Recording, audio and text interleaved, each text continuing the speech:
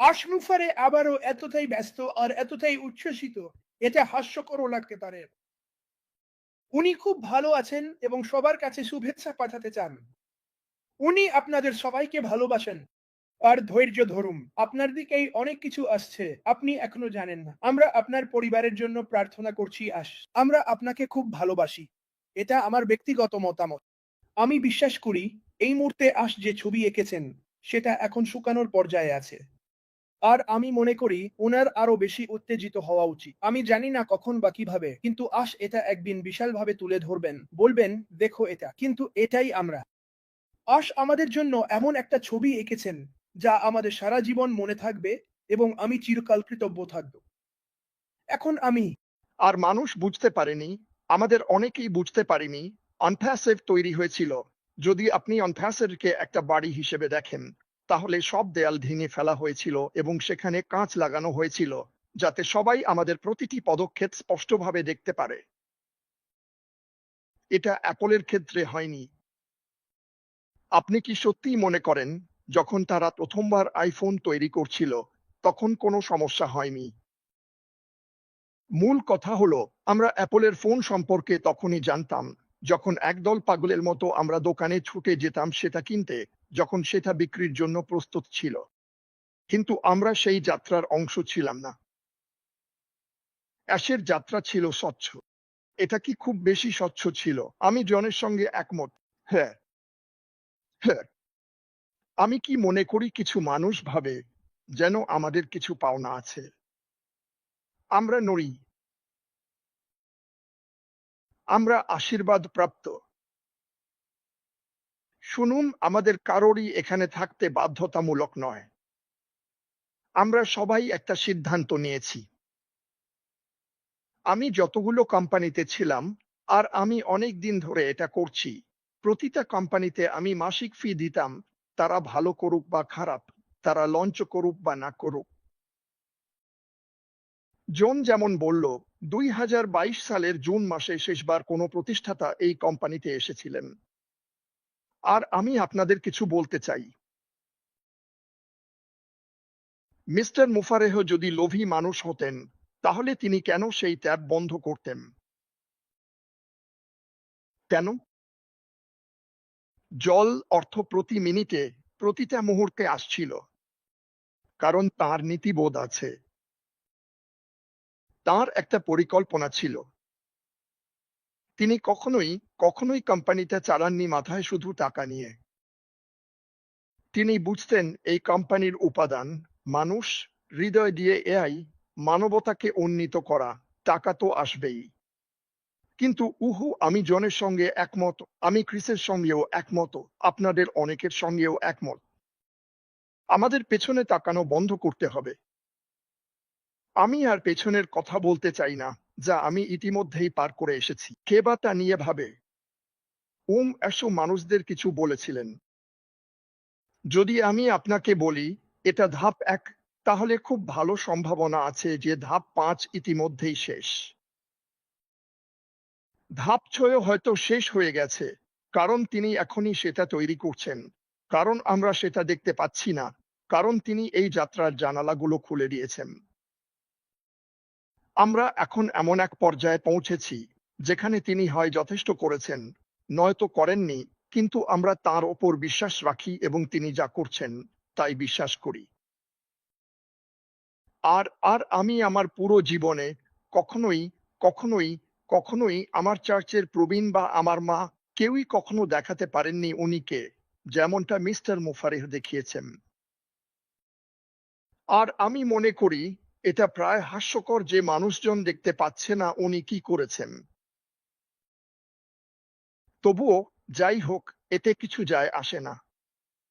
আমি বিশ্বাস করি, আর আমি আমার অন্তরের গভীর থেকে জানি, আর আমি এটা বলবো, আমি যা কিছু গড়ে তুলেছি, আমি, মাইক আর ড্যান যা করেছি, বা আমরা যখন প্রথম এসেছিলাম তখন যা করিনি, যদি আমি সবকিছু হারিয়ে ফেলি, যদি আজই সবকিছু হারিয়ে ফেলি, তবুও আমার কোনো আপত্তি নেই।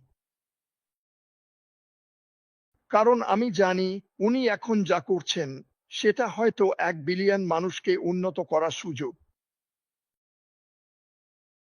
আর আমি কি তার অংশ হতে পারি? আমি কি সেই ছোট্ট বাতিঘর হতে পারি? আমি কি সবচেয়ে বড় বাতিঘর? না। কিন্তু যদি আমি সেই বাতিঘর হতে পারি যেটা মানুষকে বলে এদিকে আসো, তুমি বিশ্বাসই করতে পারবে না আমরা তোমার জন্য কি রেখেছি, তাহলে আমি জিতলাম। আমি টাকার জন্য লোভী নই। আমি ক্রিস জনসনকে এটা বলেছিলাম যেদিন ওর সাথে প্রথম দেখা হয়। আমি শুধু এত টাকা চাই যাতে এটা নিয়ে ভাবতে না হয়। আমি চাই না ভাবতে, কারণ আমার কম বা বেশি নেই। আমি চাই না ভাবতে এই টাকা নিয়ে কি করব। ওটা আমি নই। কিন্তু আমি অনেক বেশি খুশি হব যদি দেখি এইসব দেশে তরুণরা দারুণ শিক্ষা নিয়ে বসে আছে, অথচ কিছুই করতে পারছে না। আমাদের তোমার জন্য কিছু আছে, সোনা। আমাদের সবার জন্য কিছু আছে।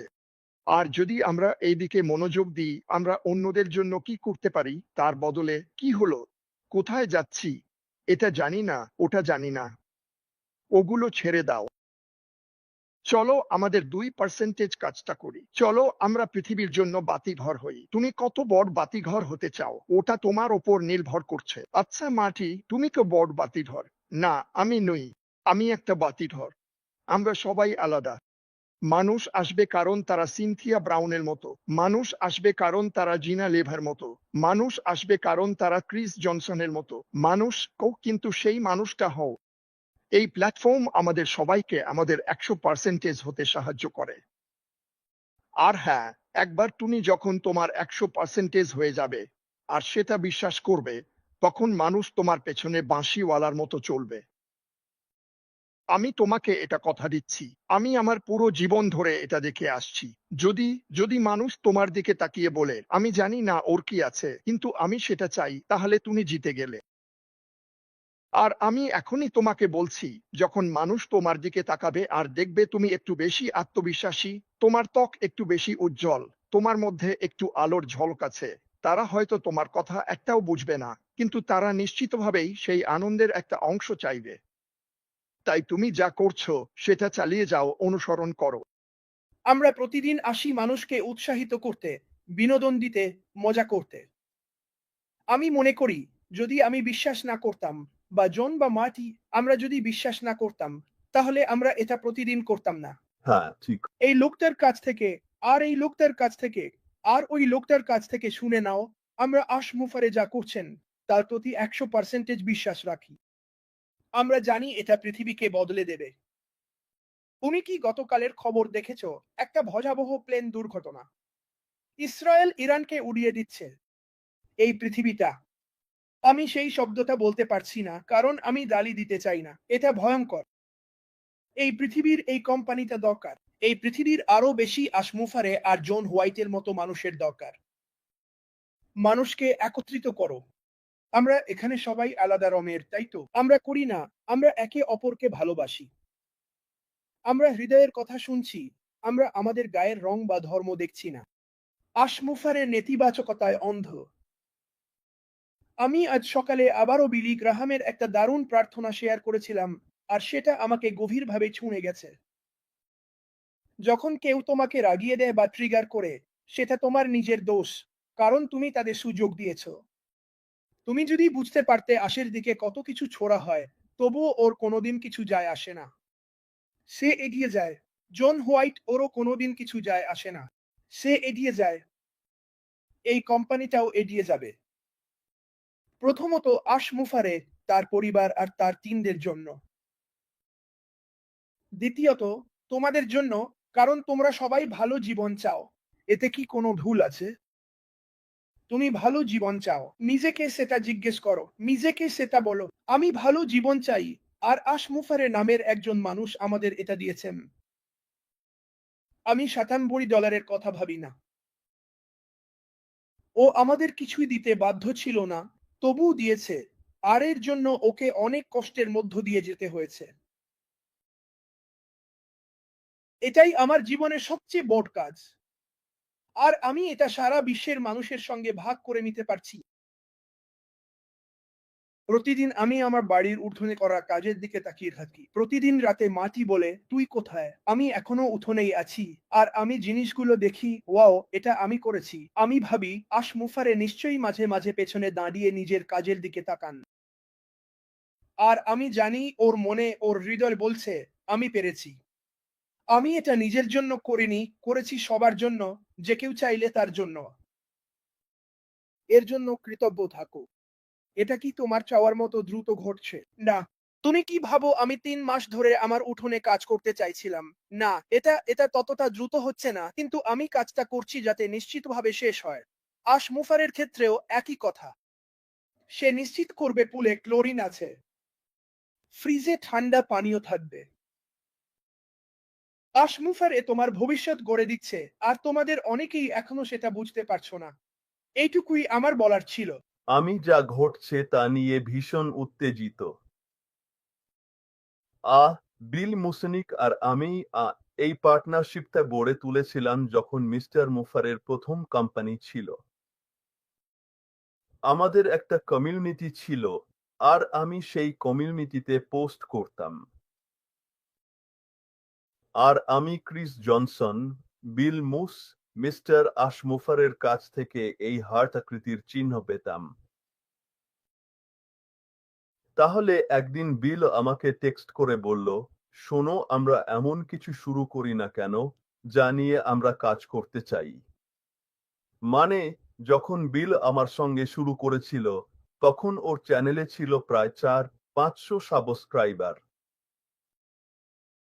আমাদের দুজনের চেষ্টায় সেটা এখন বেড়ে 92,000 এরও বেশি সাবস্ক্রাইবার হয়েছে। আর আমরা যা করি সেটা আমাদের অনুভূতি থেকে করি। আমরা যা করি সেটা আমাদের বিশ্বাস থেকে করি। আমরা জানি মিস্টার অ্যাশ মুফারে সব দিক থেকে দেখলে মানুষের সাহায্য করার ব্যাপারে এমনভাবে এগিয়ে এসেছেন যেটা আমি আগে কখনো দেখিনি। আমরা ইন্টারনেটে আছি আর আমরা জানি পরিসংখ্যান দেখলে বোঝা যায় প্রতিদিন 6 লক্ষ নতুন মানুষ ইন্টারনেটে আসছেন। এখন ইন্টারনেটে একটা ইন্ডাস্ট্রি আছে যেটাকে বলে যারা ইন্টারনেটে টাকা উপার্জন করতে চায়। এটা প্রায় 50 মিলিয়ন মানুষের নিয়ে গঠিত। কিন্তু ব্যাপারটা হলো এই 50 মিলিয়নের মধ্যে 98% মানুষ যারা অনলাইনে টাকা উপার্জন করতে আসে তারা আসলে টাকা হারায়। এখন মিস্টার মুফারে একজন দূরদর্শী ব্যবসায়ী। তিনি একজন দূরদর্শী ব্যবসায়ী যার আছে মন, দৃঢ় সংকল্প, বিশ্বাস আর নিঃস্বার্থতা সবকিছুর ঊর্ধ্বে। তাই তিনি লোভে আক্রান্ত নন। তিনি স্বার্থপরতায় আক্রান্ত নন। তাহলে তিনি কি করেন? তিনি তৈরি করেন বা সৃষ্টি করেন একটি এমন একটি মাধ্যম যা তার ভেতরের মানুষটিকে পুরোপুরি প্রতিফলিত করে। এটা হলো মানুষের মতো হয়ে ওঠা কৃত্রিম বুদ্ধিমত্তা, এমন একজন মানুষের হাতে যার জীবনের একমাত্র লক্ষ্য আমাদের সাহায্য করা। এখন আমি প্রায় 20 বছর ধরে অনলাইনে আছি আর আমি নানান ধরনের প্রোগ্রামের মধ্য দিয়ে গিয়েছি। এখন মিস্টার মাফারার প্রথম কোম্পানি সম্পর্কে আমাকে যেটা সবচেয়ে মুগ্ধ করেছিল সেটা হলো আমি কখনোই এটাকে প্রোগ্রাম নামে শুনিনি। দেখুন, একটি প্রোগ্রাম এমন কিছু যার কোনো পরিকাঠামো নেই, এর কোনো অফিস নেই, এর আছে একটি ভার্চুয়াল অফিস। এখন আপনি একটি ভার্চুয়াল অফিসকে একটি ইকোসিস্টেম অফিসের সাথে মিশিয়ে ফেলতে পারবেন না। এটা সম্পূর্ণ আলাদা। কিন্তু আমাকে মিস্টার মাফারার দিকে আকৃষ্ট করেছিল সেটা হলো তিনি অনলাইনে ব্যর্থ হওয়া 98% মানুষের জন্য কি পরিকল্পনা করেছিলেন। এখন যদি আপনি 50 মিলিয়নের 98% নেন, কারণ তারা সবাই আসবে তার কোম্পানিতে, কোনো সন্দেহ নেই, কারণ যেমন তেমনকে আকর্ষণ করে। আর যখন আমি বলছি আমি বলছি LIGHT। আমি সবসময় টাকা হারিয়েছি, কিন্তু যখন আমি তার ধারণাটা দেখলাম, যেখানে তিনি ব্যর্থতার হারকে উল্লেখযোগ্যভাবে কমাতে পারেন, তখন তিনি এই 98% মানুষকেই সফল করে তুলতে পারেন। এখন তার প্রথম কোম্পানিটা ছিল অবিশ্বাস্য। প্রযুক্তিগতভাবে সেটা ছিল অনলাইনে থাকা যেকোনো কোম্পানির চেয়ে অনেক এগিয়ে। আর আমি প্রায়ই শুনতাম, সেই কথাটা, ওহো, আমরা কারো সঙ্গে প্রতিযোগিতায় নেই। আপনি যদি একই ক্ষেত্রে থাকেন এবং মূলত একই ধরনের পণ্য নিয়ে কাজ করেন, তাহলে কেন আপনি প্রতিযোগিতায় নেই? দেখুন, কিন্তু এই কোম্পানি এবং কোম্পানির পেছনের মানুষটার ব্যাপারে আমি যেটা সবচেয়ে বেশি পছন্দ করি, সেটা হলো তার লক্ষ্য মানুষকে সাহায্য করা। এখন সব প্রযুক্তি আরো উন্নত হয়েছে, কিন্তু মা ফারা যা করেছিলেন তা হলো তিনি স্বচ্ছ থাকার চেষ্টা করেছিলেন। তবে এতে একটা ত্রুটি ছিল, কারণ আমরা যেমন দেখছিলাম তিনি কি করছেন, শত্রুরাও দেখছিল এবং তারা সেটা পছন্দ করেনি। উদাহরণস্বরূপ, আমাদের কাছে এমন একটি ভিডিও কনফারেন্সিং প্ল্যাটফর্ম ছিল যা সত্যিই অবিশ্বাস্য ছিল। মানে, এটা কোম্পানির লোকজনকে একেবারে হতবাক করে দিয়েছিল।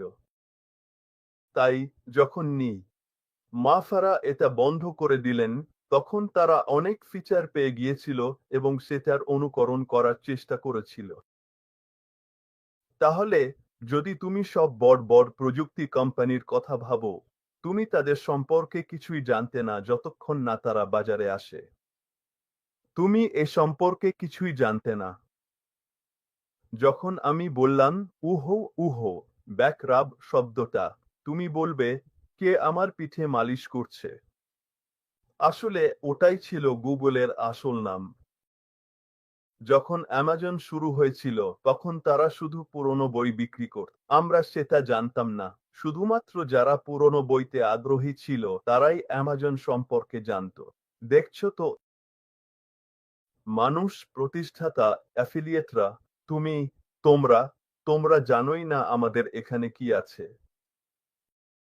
এই মানুষটি তার মন, তার হৃদয় এবং তার সহানুভূতিতে একেবারে নিখুঁত, সবাইকে নিজের এবং নিজের পরিবারকেও আগে রাখেন।